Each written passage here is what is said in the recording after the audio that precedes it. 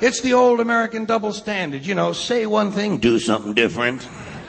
And of course, the country is founded on the double standard. That's our history. We were founded on a very basic double standard. This country was founded by slave owners who wanted to be free.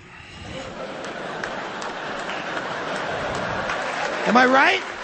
A group of slave owners who wanted to be free. So they killed a lot of white English people in order to continue owning their black African people so they could wipe out the rest of the red Indian people and move west and steal the rest of the land from the brown Mexican people, giving them a place to take off and drop their nuclear weapons on the yellow Japanese people. You know what the motto? You know what the motto of this country ought to be? You give us a color, we'll wipe it out.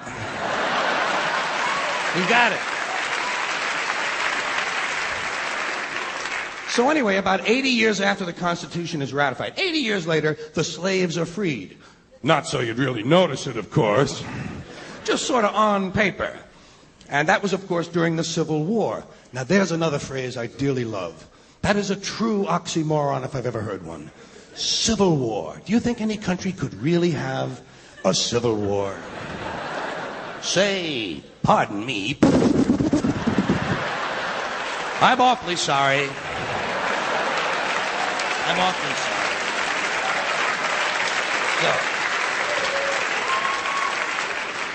So, now, of course, the Civil War has been over for about 120 years, but not so you'd really notice it. Because we still have these people called Civil War buffs. People who thought it was a really keen war. And they study the battles carefully, and they try to improve on the strategies and the tactics to increase the body count, in case we have to go through it again sometime.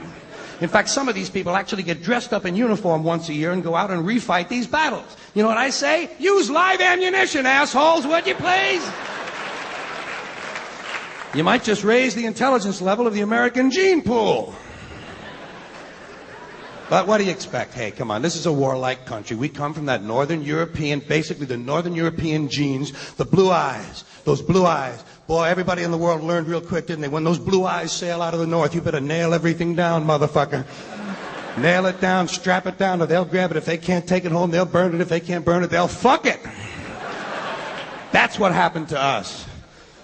And it's a warlike country. Come on. I mean, forget foreign policy. Even the domestic rhetoric is warlike. Everything about our domestic policy invokes the thought of war. We don't like something in this country, we declare war on it. The war on poverty, the war on drugs, the war on crime, the war on AIDS, the war on cancer. We got the only national anthem that mentions fucking rockets and bombs in the goddamn thing. You know what I mean? All right.